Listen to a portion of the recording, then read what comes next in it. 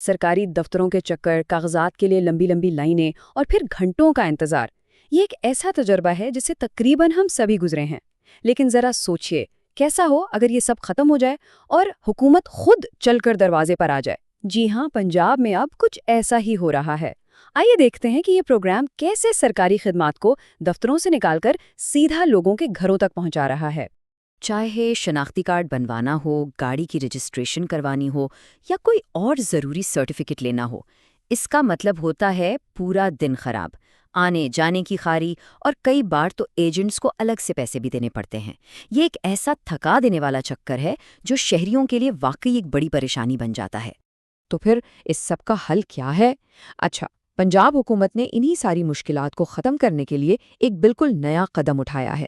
مقصد یہ ہے کہ سرکاری نظام کو لوگوں کے لیے آسان سے آسان بنایا جائے، اور اس اقدام کا نام ہے حکومت آپ کی دہلیز پر۔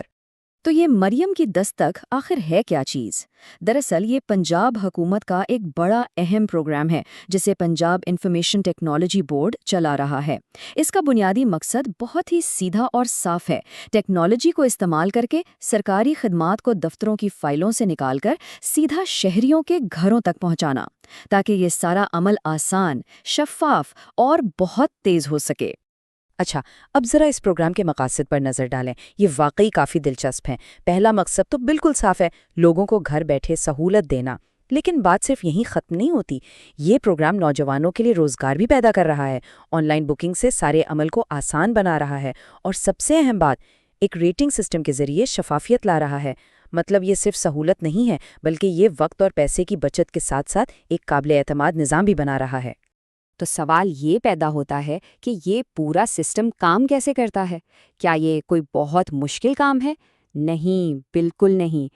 اسے بہت ہی سادہ رکھا گیا ہے تاکہ ہر کوئی اسے آسانی سے استعمال کر سکے۔ چلیں دیکھتے ہیں کہ یہ ایک ایک کر کے کیسے کام کرتا ہے۔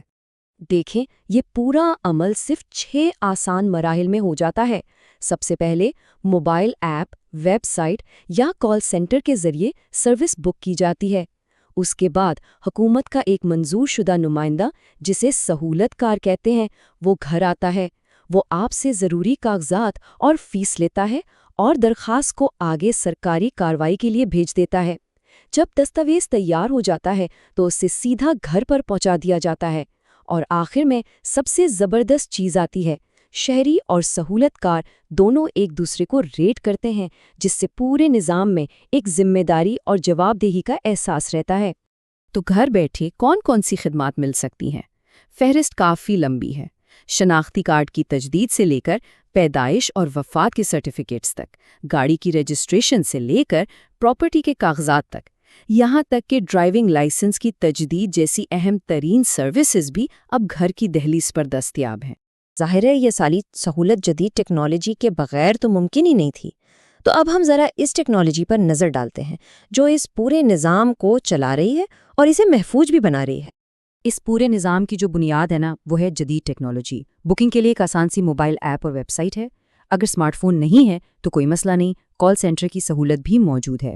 جی پی ایس ٹریکنگ سے پتہ چلتا رہتا ہے کہ سہولت کار کہاں تک پہنچا ہے۔ ڈیجیٹل پیمنٹ سے پیسوں کا لین دین بالکل محفوظ رہتا ہے، اور دو طرفہ ریٹنگ سسٹم اس بات کو یقینی بناتا ہے کہ پورا عمل قابل بھروسہ اور شفاف رہے۔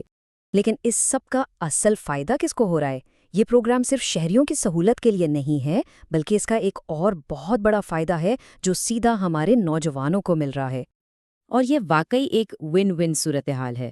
ایک طرف شہریوں کا وقت بچتا ہے، سفر کا خرچہ کم ہوتا ہے، اور انہیں گھر بیٹھے ایک صاف ستھری سروس ملتی ہے، تو دوسری طرف نوجوانوں کو سہولت کار بن کر روزگار مل رہا ہے۔ انہیں ہر سروس مکمل کرنے پر پیسے ملتے ہیں، جس سے نہ صرف بے روزگاری کم ہوتی ہے بلکہ مقامی خاندانوں کو بھی ایک معاشی سہارا ملتا ہے۔ تو خلاصہ یہ ہے کہ یہ پروگرام صرف کاغذات کی ڈیلیوری کا نام نہیں ہے۔ اس کا اصل مقصد ٹیکنالوجی کے ذریعے حکومت اور عوام کے بیچ اعتماد کا ایک نیا رشتہ بنانا ہے۔ کوشش یہ ہے کہ سرکاری خدمات ایک بوجھ نہ لگیں بلکہ واقعی ایک سہولت محسوس ہوں۔ اور یہ سب کچھ ہمیں ایک بہت بڑے سوال کی طرف لے جاتا ہے۔ کیا گھر پر سروس پہنچانے کا یہ ماڈل صرف چند خدمات تک ہی رہے گا، یا یہ مستقبل میں تمام سرکاری خدمات دینے کا ایک نیا معیار بن سکتا ہے؟ یہ واقعی ایک سوچنے کی بات ہے۔